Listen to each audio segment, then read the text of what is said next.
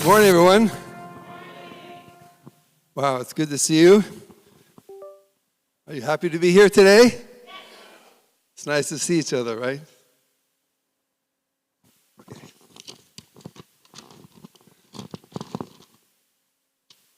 I don't usually use my notes, but just in case, I prepare some notes. So, are you enjoying summer? Yeah. It's getting hot yet? Do you feel the heat? I tell you, my wife is really suffering especially. It got so hot the other day that in our faucet, both faucets gave hot water. Yeah, it was hot.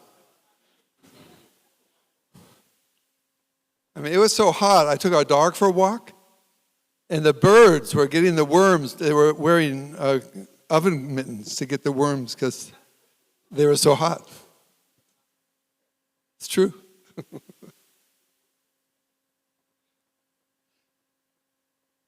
It's so hot. Our neighbor who raises chickens, the mother hen laid a hard-boiled egg.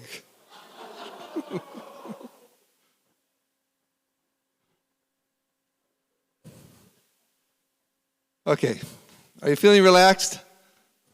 Are you feeling happy? It's nice to be in an air-conditioned room. Yeah. All right, so my sermon today is going to be, let's see. It's on, maybe I'm pressing the wrong button. There we go. My vertical connection. Okay. This is one of those AI-generated images. Yeah. Last week, our national leader came, actually the leader for North America came, Reverend Dunkley. Do you remember his message? I felt that was a really important message. His topic was protecting God's sovereignty. Yeah. And, one of the key points he shared is that there is something that we must know that we will never, ever let go of, that we will never sacrifice, right? So in life, right? Life, we go up and we go down, right? That's even in the heavenly world, you don't always go up in life, right? Life is more of this, sine curve where, you go up, you have these high points, and then sometimes you have a little bit lower points, and then you go up again, right?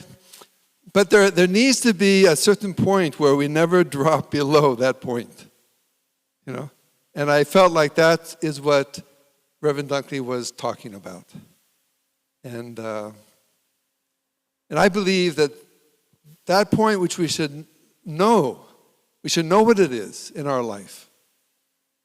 And it should be a point which we will never, ever compromise or give up.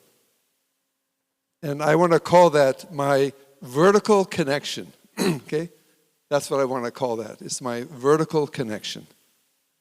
So, that we have many relationships in life, but that central axis needs to always be maintained. And I believe that is about our heart relationship with God. And when that's maintained properly, then all the other activities and other relationships that go on in life, they will go well. Are you? So that's kind of the topic for today. And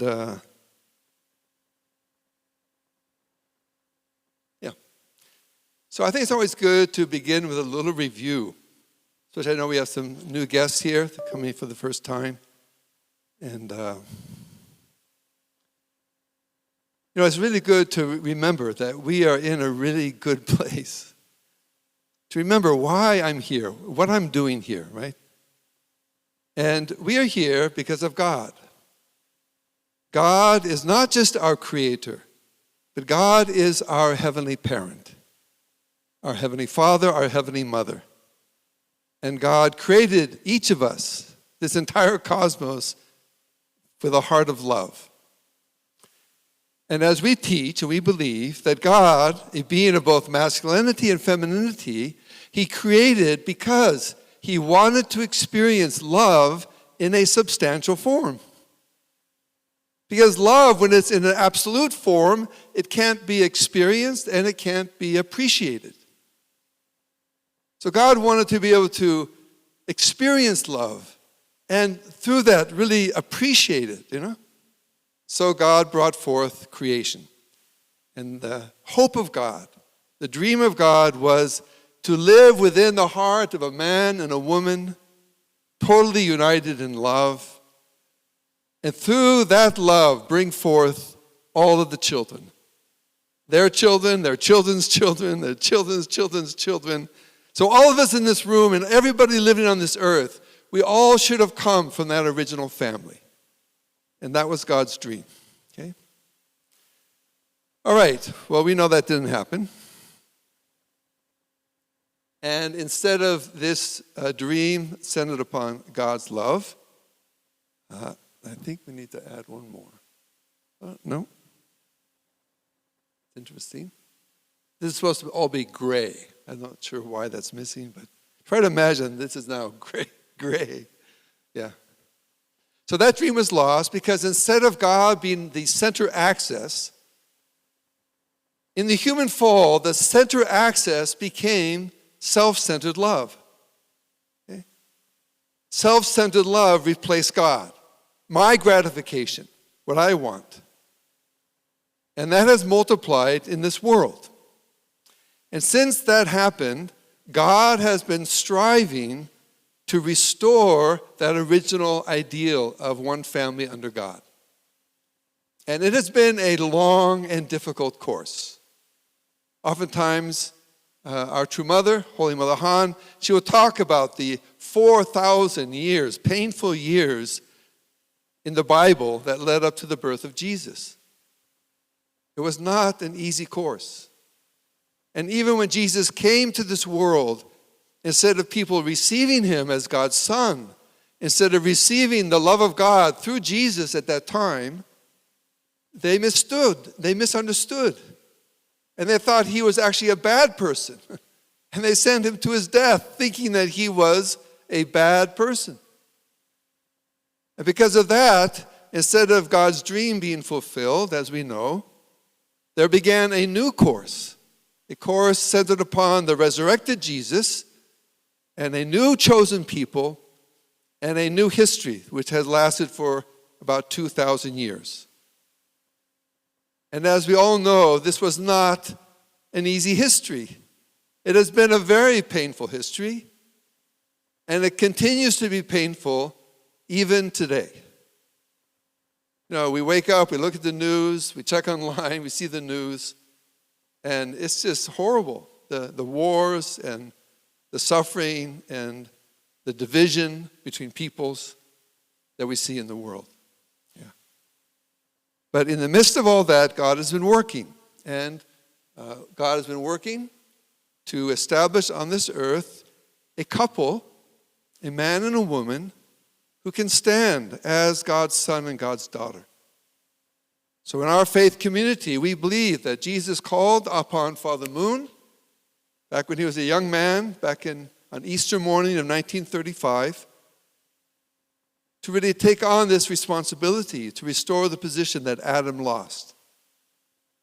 And we also believe that on this earth, God's daughter was born. That Holy Mother Han was born to take this position as God's feminine representative, the representation of the motherly heart of God. And God called upon them to join together in 1960 to create God's family on this earth. And from that point, they walked a very difficult course. It has not been an easy course up to today. But it has been a course also of amazing miracles. Right?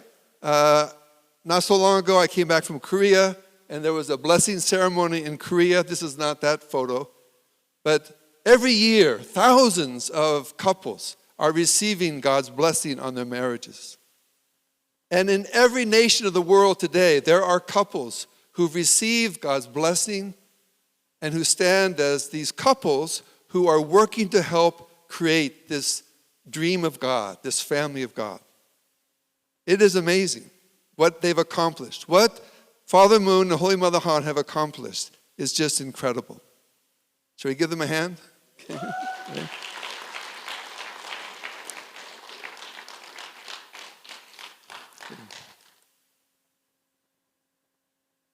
But it's not been easy. That's why Reverend Dunkley gave the sermon last week. It's not been easy. And sometimes people in God's providence have made bad choices. And that's why Reverend Dunkley appealed to us here and to our whole nation to really look deeply into our hearts where we are connected, that one point that we should never lose. So I want to give the example of Peter. You know, usually when we think of betrayal, we think of Judas, right? That's the first name that comes up. But I want to share just briefly about Peter. You know, Peter was the main disciple of Jesus. He witnessed the miracles that Jesus performed. He even went up on the mountaintop with Jesus and two other disciples, and they actually witnessed, they heard the voice of God on the Mount of Transfiguration say to them, "This is my Son, in whom I'm well pleased." This is in Matthew 17. So here's this person, right? And even at the end, even Jesus gave him a warning, right? Jesus gave him a warning and said, hey, you're going to be tested 3 times to deny, me. So even Jesus gives him this kind of warning of what's coming. But one day, Jesus approaches Peter and says to Peter, hey, Peter, things are going to change. It's not what I hoped it would be. Up until now, this is, I think, Matthew 16. So up until now, he says, up until now, I've been preaching, the kingdom of God is coming, it's at hand, right? That was Jesus' primary topic for the first 16 chapters of Matthew. But when it came to chapter 16, he says to Peter and his disciples, actually, I'm going to have to go and suffer and give my life. And then how does Peter respond? He's like in a panic. It's like, oh, no, this can't happen. Like this can't happen. And I share this especially because I really relate to Peter's experience myself. Because when I met the true parents, when I met our true father and Holy Mother Han, and I first committed myself and God guided me this way, I thought, wow, amazing, We're going to save the world. We're going to build God's kingdom, right?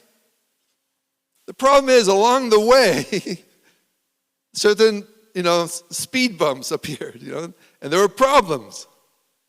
And when I discovered these problems and the persecution and this and that, I remember, just like Peter, my first reaction was always, oh no, oh no, another problem, another setback. And our effort to, bring God's kingdom is going to take a lot longer than I thought. Have any of you experienced that before? Right? So when I look back at Peter, what did God hope for? God hoped that he would have a connection, a vertical connection of heart with God, with Jesus, which would enable him, when he learned that the path of glory was not going to happen, and when he learned that Jesus would have to go this path of suffering, I think God hoped that Peter would be able to say to Jesus, Jesus, no matter what path you walk, I will be with you. I will stand by your side. If it's glory, it's glory. And if it's rejection and suffering, I will go that way with you. Don't you think that's the kind of heart God was looking for at that moment?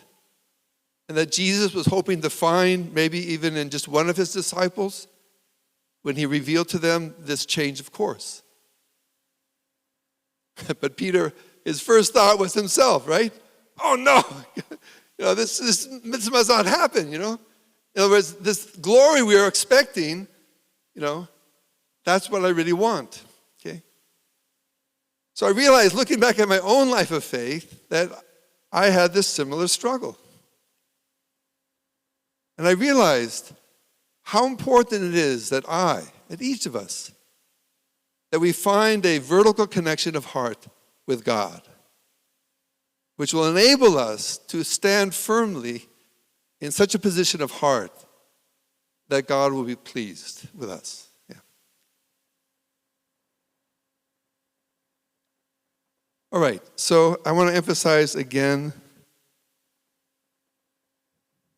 that this vertical connection is critical for our lives. It's like if you're navigating, what's the most important thing when you navigate? It is the North Star. The North Star doesn't move. All the other stars go around and they're moving, right? But the North Star remains in that one position, right? If you're in a boat, what is this key element? It's the boat's rudder, right? The rudder of the boat is what is able to guide it. If you don't have a rudder on your boat, then you're just going to be thrown this way, that way, whichever way the wind sends you, right?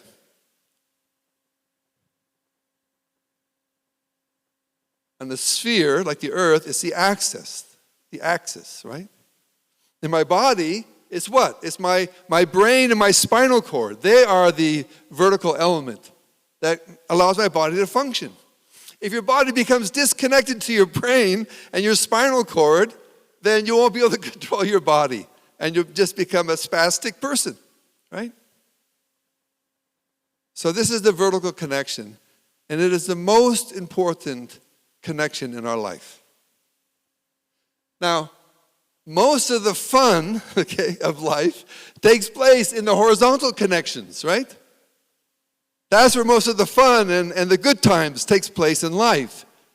And God knows that, and God understands that. And we all look forward to good times, right?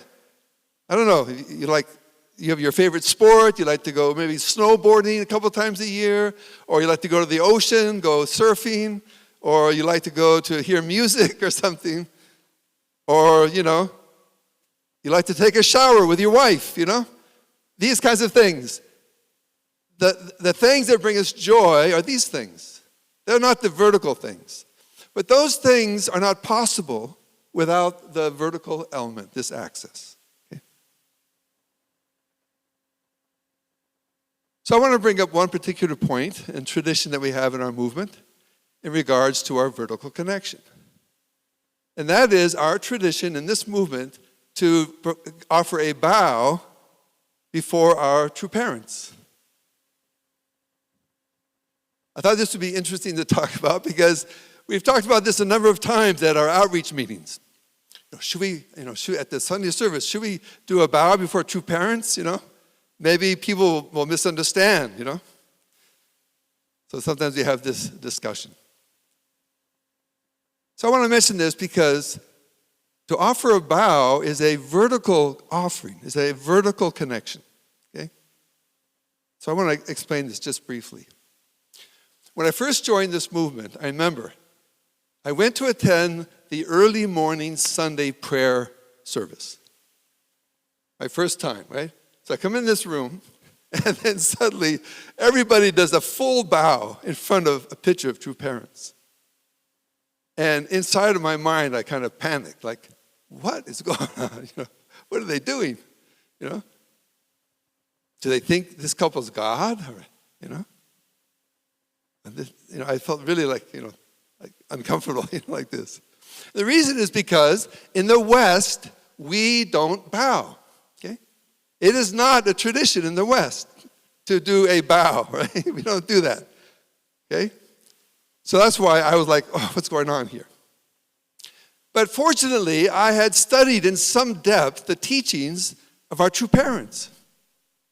And I knew 100% that they don't teach that they are God or that they should be worshipped as God, like that. So I knew that that was not a part of this community. So I was really curious, why do they, do this kind of, thing? It seemed like, for me, it was quite a little bit of a shock, okay? Right. So in our life, we have two basic kinds of relationships. Some are horizontal, and some are what we call vertical. So even this terminology may be new to some of us. Horizontal relationships and vertical relationships. Horizontal relationships are relationships between people of the same category, okay? So like between men and women, that's a horizontal relationship, man and woman. Between playmates, right? That's a horizontal relationship. Your fellow students, your co-workers at work. If you're on a team in sports, right? Your fellow teammates, like this. Okay? So these are all horizontal relationships between people in the same category. Okay? Or like all the members of the congregation here. You're all, between all of you, there's a horizontal relationship. Okay? All right. Then the other kind of relationship is vertical relationship. So for example, the relationship between parent and child, they're not in the same category, right? Parents give birth to their child. So there's what we call a vertical relationship between parent and child. Between God and humanity, our most fundamental relationship is vertical between God and we who are the children of God. Is that understandable? Right? So we see this in the West, we see this a lot. Like on a team, we have a horizontal between team members, but the team has a captain, right? There's a leader of the team.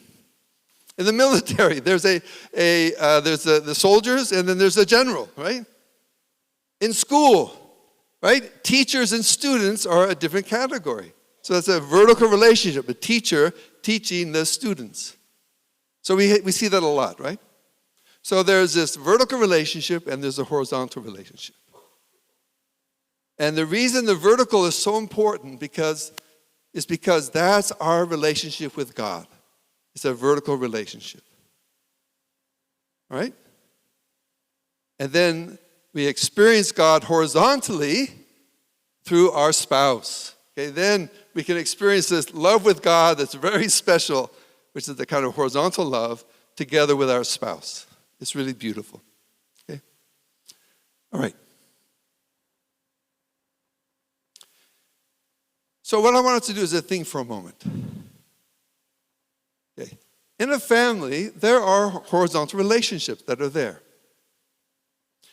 But let's say this young lady on the right, okay, the eldest daughter. Let's say she wanted to express her deepest heart of gratitude to her parents.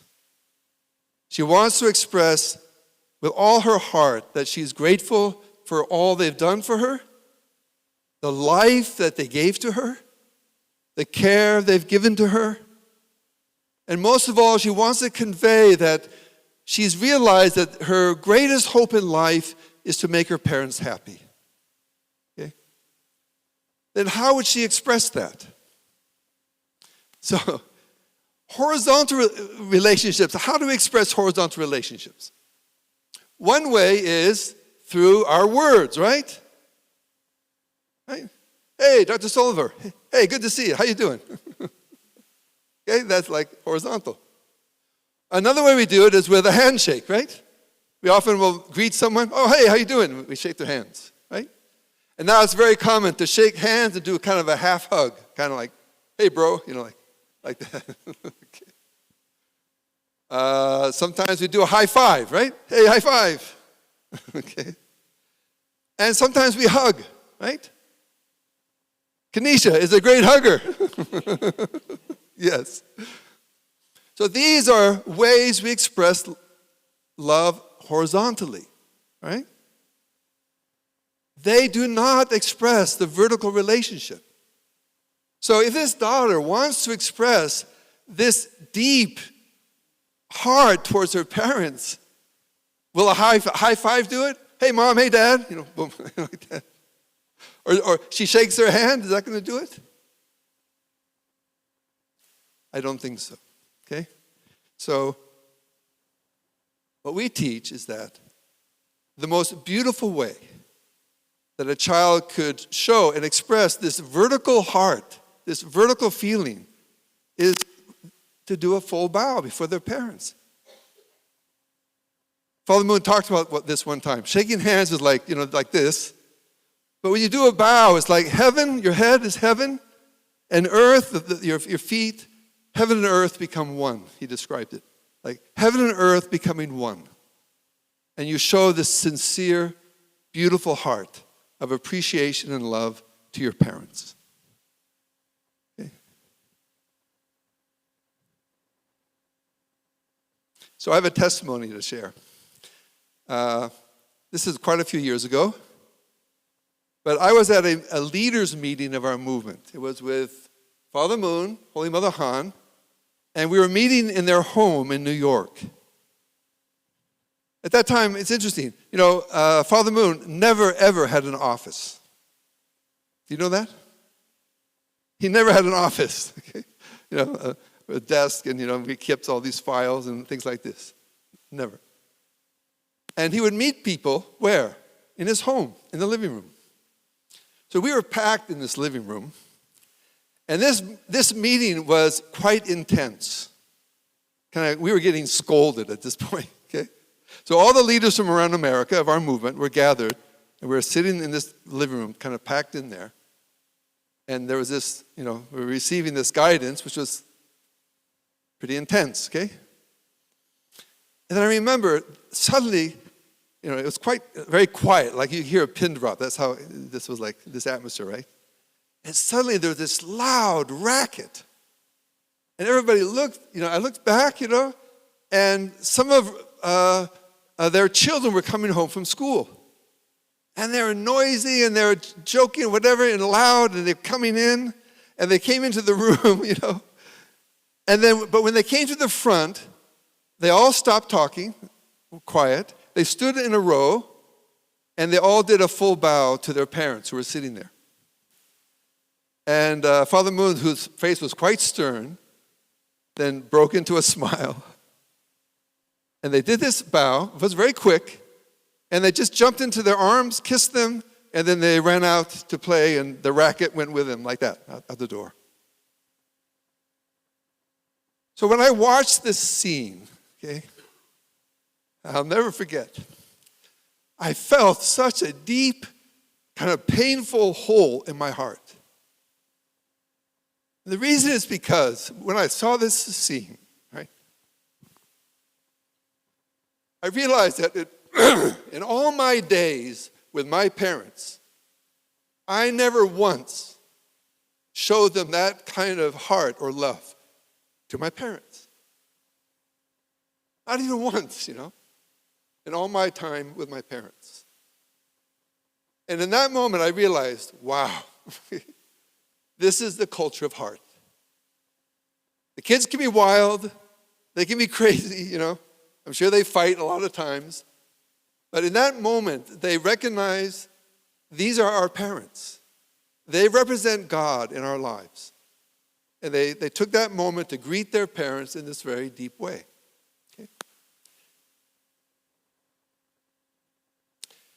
So I want to conclude by just talking about the importance that we each need to find a vertical relationship of heart with God that we can hold on to forever, that we will never, ever compromise. So we might ask, well, how do I find that relationship? How do I make that connection of heart with God? And what I want to let you know is that it should have been something natural. In God's original dream, God was supposed to dwell in your mom, and God is dwelling in your dad. That was God's original plan. So when you were a baby and your mother was holding you and you nursed at your mother's breast, that would be God's love coming directly to you, creating that vertical bond. And when your father held you up high, that would be God's fatherly heart, loving you and creating this vertical connection of heart with you. So finding our vertical connection with God was never meant to be something you have to make some super effort, to achieve it. In God's original design, it would have been the natural growth of our heart in our home. Okay? So sadly, because of the human fall, we were not given that kind of situation. So that's why we do need to make extra effort. And one suggestion I want to make is prayer.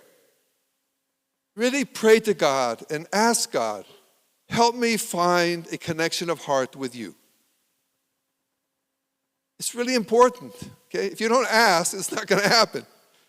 Jesus said, ask and it will be given to you, right? And now we're blessed because we have a very special place where you can go to pray. It's called the Cheongshim-won, right? The Garden of God's Heart. It's just maybe half a mile from here, so close by. So I really want to encourage you, please take time to go and pray in the Cheongshim-won. Now, they have prayer devotional vigils. I also encourage you to participate in those. But I'm talking about you yourself going to the prayer room and really asking God to help you find this connection of heart with God. And I encourage you, please do this at least once a week. And if for some reason you can't do it once a week, please, at least once a month, take time to go there and spend, not 5-10 minutes, but take time to go there and meditate and really talk to your heavenly parent. Second point I would suggest that will help, it helped me a lot, was to study about history, the path that God walked to save this world, and the path God is walking still today. God is a parent of everyone, not just us in this room. Every single person is God's child. And God is desperately trying to find the way to bring everyone home. Okay? So what we need to do is, if we can learn more deeply about the path or the story of God through history, that will enable us to feel more empathy and connect in heart with God. How did the Christian faith connect for 2,000 years? How has it been passed on from generation to generation in the Christian faith? How has that worked? And I think the main thing is that every generation has been told what? They've been told, Jesus gave his life on the cross to save you, so that your sins could be forgiven. That's pretty amazing, right? To think that somebody went through such torture, that might touch your heart, right?